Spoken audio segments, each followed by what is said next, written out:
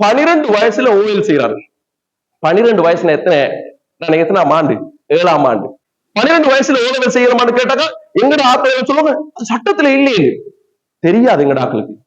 எங்களாக்கு பிசினஸுக்கு பின்னால போற அளவுக்கு பிசினஸ்ல எந்த அளவுக்கு கள்ள புத்தி இருக்கு அதுகளை தெரிஞ்ச அளவுக்கு படிப்புல எப்படி முன்னுக்கு போகணும்னு தெரியாது.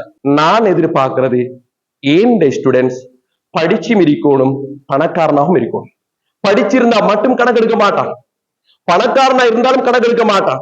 படிச்ச பணக்காரனா இருந்து பாருங்க, எல்லா இடத்தையும் உங்களுக்கு மரியாதை இருக்கு.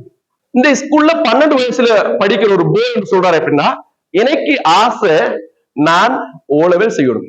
பார்த்தா கவர்மெண்ட் ஓ லெவல் செய்ய விட மாட்டான். 12 வயசுல ஓ லெவல் செய்யலாது. ஓஎல் செய்யறதுக்கு கவர்மெண்ட் ஓஎல் செய்ய ட்ரை பண்றான், ஏலாது அனுமதி கொடுக்கல. உடனே இவன் என்ன செய்யறான்னு சொன்னா கேம்பிரிட்ஜ் சிலபஸ், அதாவது இங்கிலீஷ் இன்டர்நேஷனல் சிலபஸ், இதுல இங்கிலீஷ்ல வைத்து ஓஎல் செய்யறான். இப்ப அவனுக்கு 14 வயசு, ஏ லெவல் செய்யறான் பயோ. 14 வயசா போது இப்ப ஏ லெவல் செய்ய போறாரு பயோல. பயோ செய்யறது பிரச்சனை இல்லை, அதுல ஸ்பெஷல் தெரியுமா அவர் சொல்றாரு, உண்மையிலே சந்தோஷமா இருக்கு. நீங்க அந்த இதை நான் வீடியோல போடுவேன், அவனோட பேச்சாட்டல பாருங்க. நீங்க நேற்று ஒரு நாள் பார்த்திருப்பீங்க, ஸ்ரீமாவ பண்டார நாயக் ஸ்கூல்ல ஒரு சின்ன ஒரு இன்சிடென்ட்டுக்காக வேண்டி ஒரு பிள்ளை முன்னுக்கு வந்து பேசு. இப்ப 14 வயசுல பிள்ளைகள் அவர் ஏ லெவல் செய்ய போறாரு. அப்ப கேட்கிறான் இவன், உங்களோட நோக்கம் என்ன? நான் ஏ லெவல் பயோ செய்யணும். அதுலயும் ஸ்பெஷல் நோக்கம் என்னன்னு சொன்னாக்கா, நல்ல வழி கொள்ளுங்க, கார்டியோலஜிஸ்ட் ஆகணுமா. நிறைய பேருக்கு என்னன்னு தெரியாது.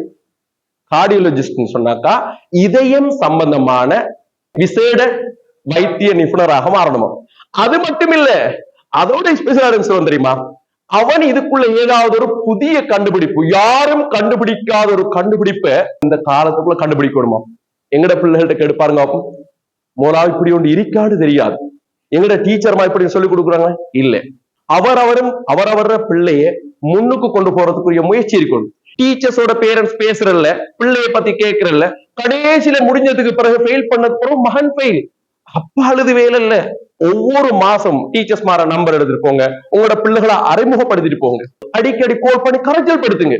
நேற்று முந்தின நாள்ல இருந்து எஃபில ஒரு ட்ரெண்டிங்கா போற வசனம், ஒரு ஆம்பளை பிள்ளைய இழக்கணும்டா பைக்கை வாங்கி கொடுங்க, நான் அதுல இன்னொரு சேர்த்துக்கிறேன், போனையும் வாங்கி கொடுங்க.